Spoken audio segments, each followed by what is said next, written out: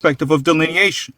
So the reason why there's a separation between Negro people in the United States, because I'm more of the old school way, but I know the younger generation like to call themselves FBA, B1, etc. Right? Freedmen.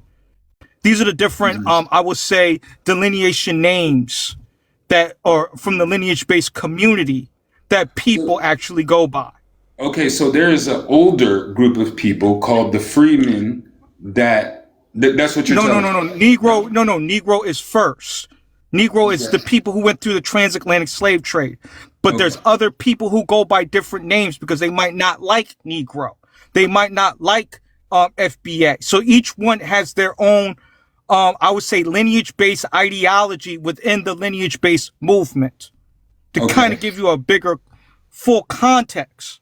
Okay. But that's it. So FBA is more, I would say, the socially popular one amongst the online community and stuff of that nature. That's why you probably might hear it resonate with a lot more people, both here in the United States and abroad, due to the fact of like Brother Tyreek and his influence with Hidden Colors and different things of that nature. So I'm giving you kind of the real backstory. So B1, right?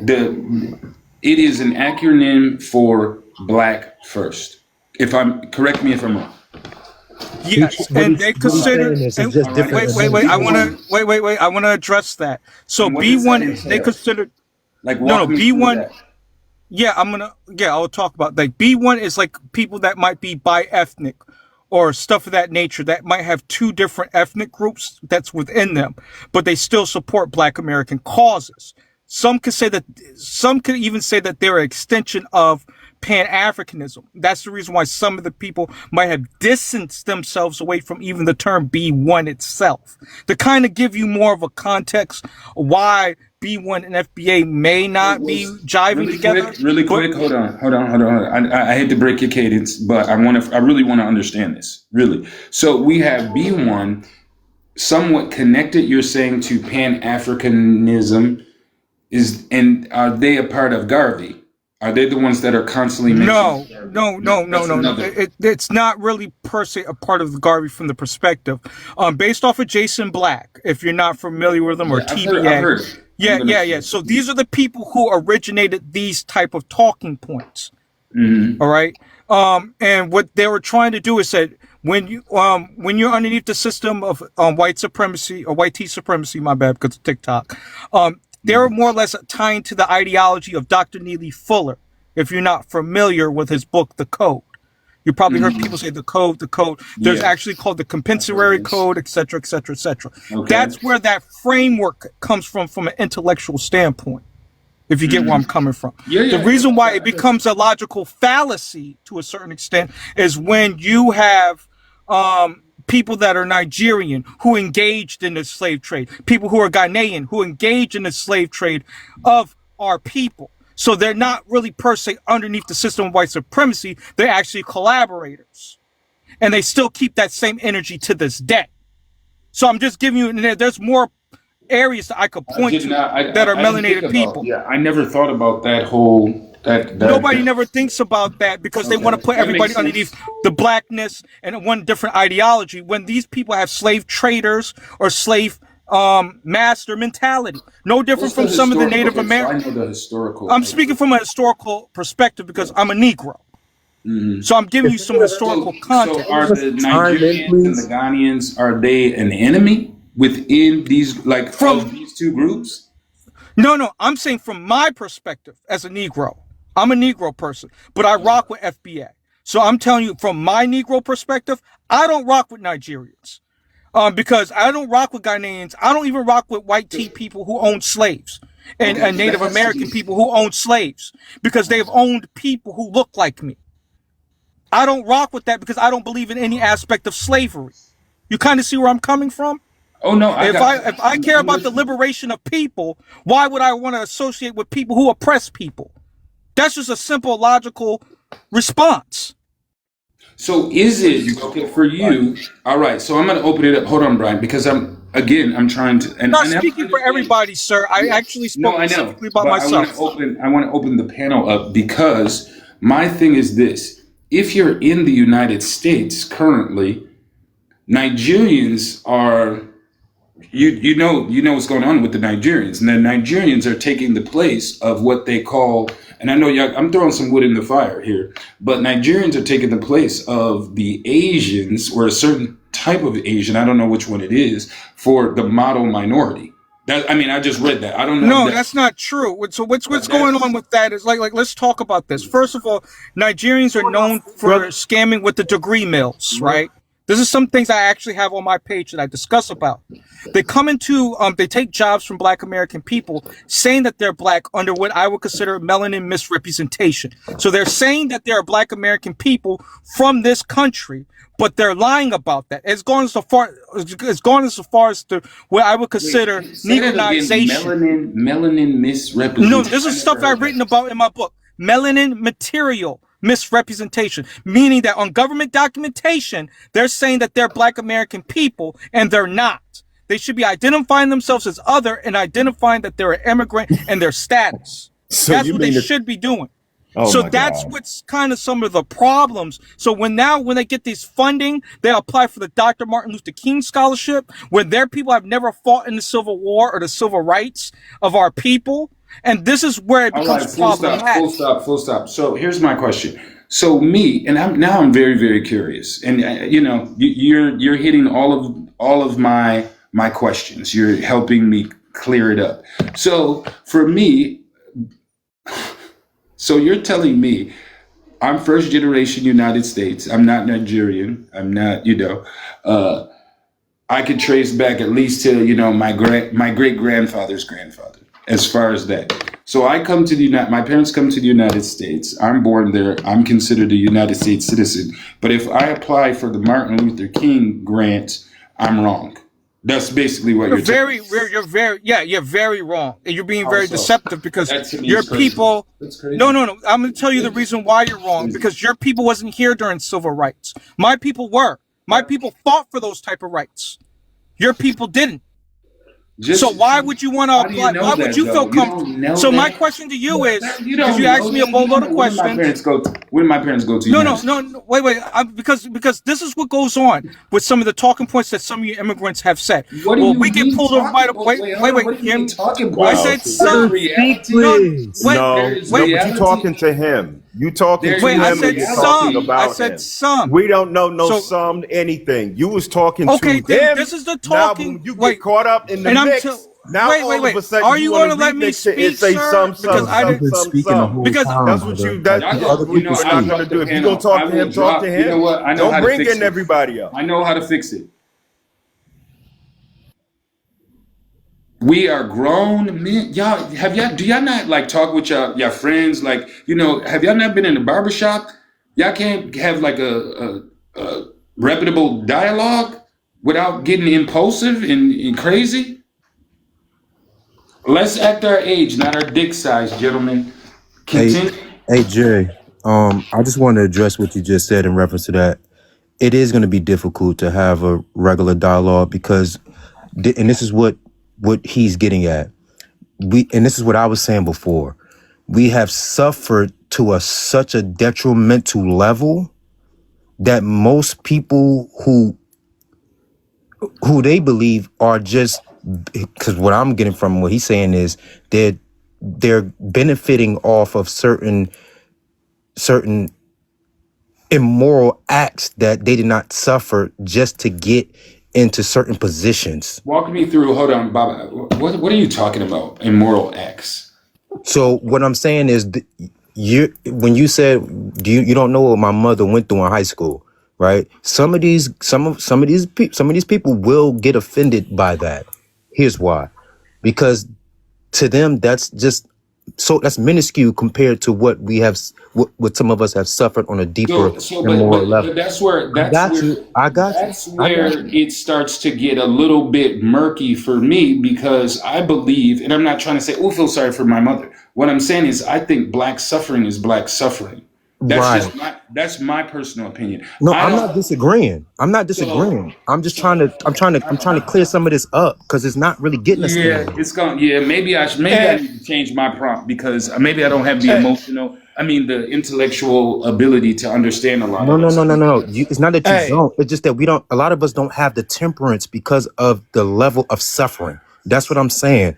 When you are, when you're part of a specific type of chattel slavery, it starts to diminish certain parts of your morality, right? So when you try to do certain things, when it comes to like a regular conversation like we're having here, it's hard to maintain it. Why? Because the temperance level has diminished, right? Our I get it. psychosis level, I get that, Bert. right? It's the fact that we have inverted our way of living. But we should be able, in my hey, opinion, we should be able to have a conversation, and whether we are B1, FBA, and I think that there lies a problem. There lies the problem with, we see it every day. It's Right, because we can't even have a fucking conversation, and it's only how many of us. Do you right. get what I'm saying? Because of the hey, It's not conditioning. that It's can I it's because of say the this? but damn, you bro. should Let be me able talk to. to him, please, sir. Let me talk to him, please. Go ahead. Alrighty, no, Thank you. full stop. Wawa, please go. Oh, damn. I Oh need no, to no, finish no, what yeah, I'm Wawa. of course I saying. was late. Brian invited me up, so I'm gonna listen for a minute before I chime in. Alrighty. Who wants to go? Who wanted to go, Baba? I just Yeah. want to finish what I'm saying and I will drop. Alrighty. Because I agree with you, brother. This is not getting anywhere, right? Mm-hmm. I just want to say that when we're in a position, especially in our human existence, when we're starting to prioritize secondary responsibilities like bills, notes, debts, et cetera, instead of internal stuff like your state of existence in your mind, your emotional conditions, your spiritual conditions, your physical conditions, you will have these situations where we cannot differentiate between what some of our other brothers are struggling in their own administrations, right? We're all under the same umbrella, but we're in different administrations and under that umbrella, and we can't seem to break through that particular line because, oh, I got this over here and this is more important than, when it's not. It's just you're suffering a different part of this umbrella. And instead of coming under the umbrella and looking under the umbrella from where you're coming from, we're focused on our own administration. And that needs to be cleared up. I'm done. Hey, Okay. Jay, let me All say right, this. Baba. I Jay, appreciate you coming up and clearing it up. Really, Jay, let me say he's this. able to answer my question. Well, at least a couple of them. Alrighty. Let's go to Chris Jay, 23. Hold on. okay. I gotta. It's a panel. Okay, Jay. I gotta hit Okay. my people. Chris, whether I agree with him or disagree, I can't be having them. They're waiting. Chris, you have something to say, sir? Yeah, I'm gonna try to keep it quick. I was just listening. I think FBA is kind of divisive. Just by the things I've heard online, the things they've said, like the rhetoric, I think I don't want to say stupid, but it's not really including all of black people. It really just seems to like separate us. You can say stupid. But do you think that that's okay too? Because what's the harm in it? Do you think? The harm in what they're doing, it kind of makes me feel like there's a big club that I'm already a part of, but they're making it seem like I'm not. Like I'm black and I'm Haitian, but they make it seem like, oh, you didn't deal with what we dealt with. You didn't go through our struggles. Nigga, if we in a car and we all get pulled over, my fault. If we all get pulled over in a car by a white cop, we're gonna be seen as black. They're not gonna divide us with the whole FBA, B1. They don't care about shit like that. So it's like, why y'all Yeah, I going brought that point up earlier, but that seemed to have triggered. It does, but see, here's the reason why it does matter when you get pulled over, because they're the ones who are going to say, "Well, no, he's an immigrant." We're not the same, right? They're the ones who are going to Yeah, say but that you have Brian, the Brian. package. But if me, you, Brian, no, I'm listening to you. But Brian, if all four of us was in a G-Wagon, Mercedes G-Wagon, yeah, and nobody opened their fucking mouth, they're gonna look in there and say there go uno dos, well, no, 1, 2, 3, 4, 5 Negroes. I But it's not. strongly believe that unless I said my father's from Jamaica, my mother's from Trinidad, you would not know where the fuck I'm from. You wouldn't know if I'm a foundational black person. You wouldn't know if I'm from fucking Haiti. You wouldn't know and I don't know why we be acting like we do. Well, I think it's based on whose perspective is the target, right? Whose perspective are we looking at to identify the target? So the scenario was based on who the white cop was. The perspective that I'm speaking about are the people who are riding in the G-Wagon. They're going to say you did it because you are the immigrant, right? All they got to do is deport you. I'm stuck here with the charges. You take the charge. So they're going to conspire against you. That's what we're dealing with these pseudo FBA B1 people. Okay, so everybody, let me get to him. Albert, I'm gonna get to you. I'm gonna get to you. What is it, Albert? I can't read this shit so small. I'm getting old, y'all. Albert, what is this guy? What is his name? Somebody tell me, because Albert. Albert. Okay, so Albert, you're in FBA or B1, or are you in FBA? Okay, so you're in FBA, because I remember you saying that. So does FBA have principles?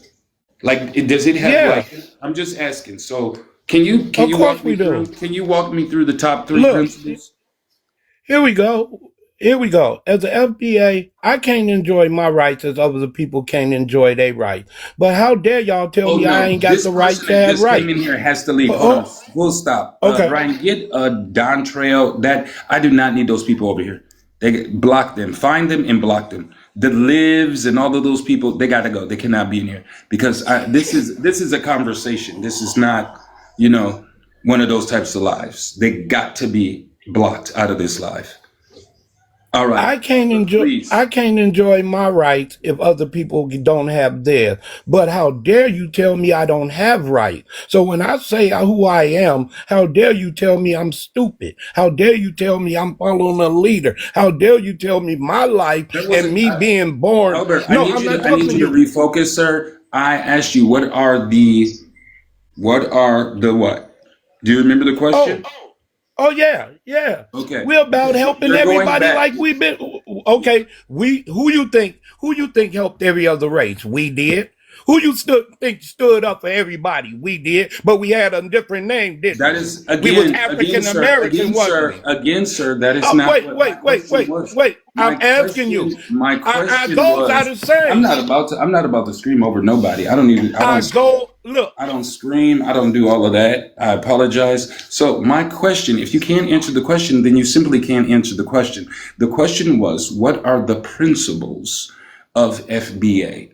First I asked you, are there principles? You said yes, there are principles. I would like you to walk me through the top three principles. You're not answering my question. Is there anybody upon this panel that can answer that question?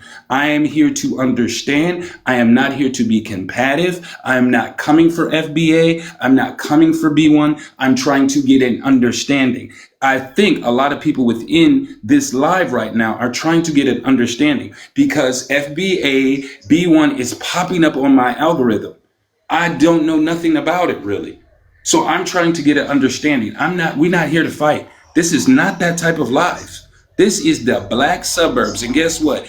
Black Jamaicans is up in here. Black Haitians up in here.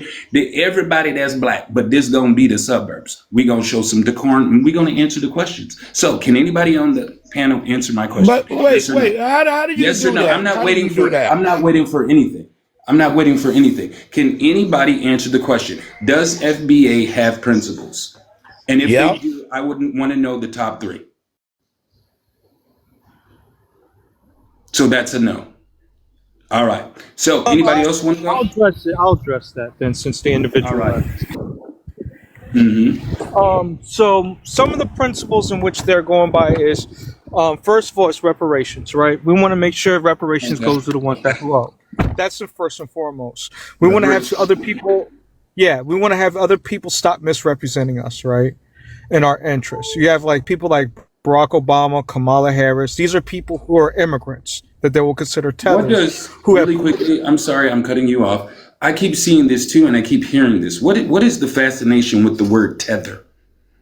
Okay, I hear that. Tether. Tether is I would say, no different from any other ethnic group that call us Abibs. They call us bullet bags. this was a name that organically was created, and I would say to highlight the behavior of certain immigrant groups who like to tie themselves onto the Black American community by cosplaying us. All right. So get that, Brian. Get that person out of here. The whole tether person blocked them. Okay. Got it. So the principles.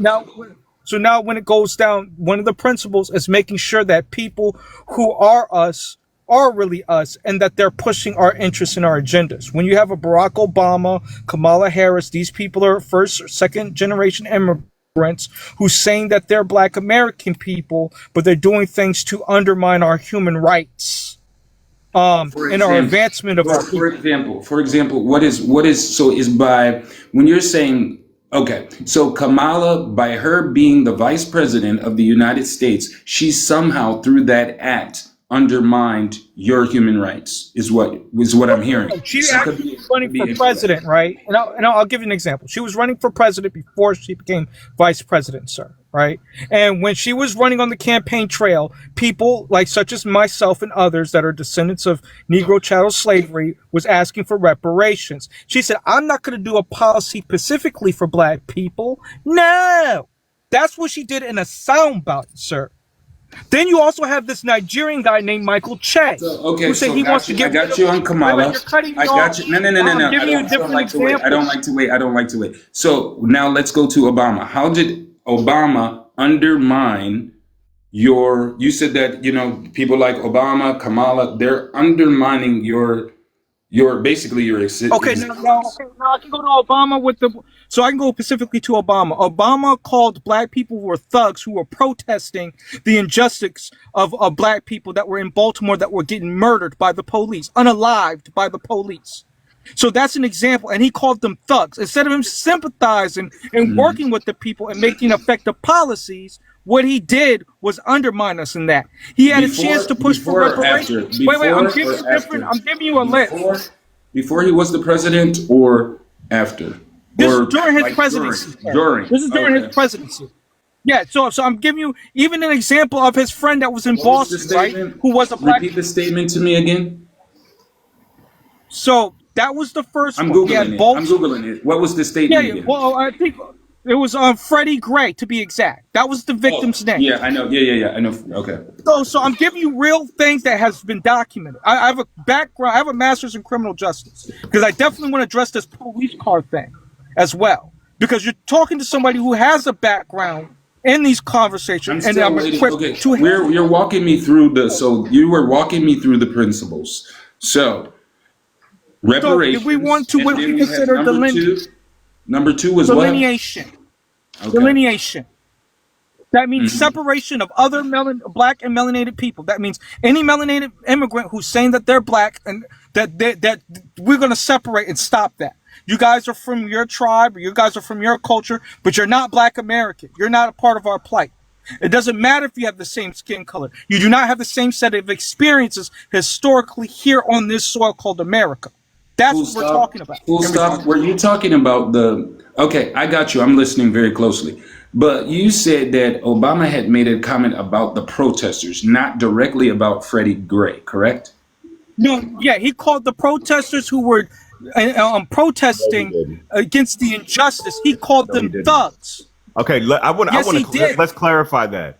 When he said that, Justin, he was talking about the rioters and the people who were actually doing damage to their own communities, not the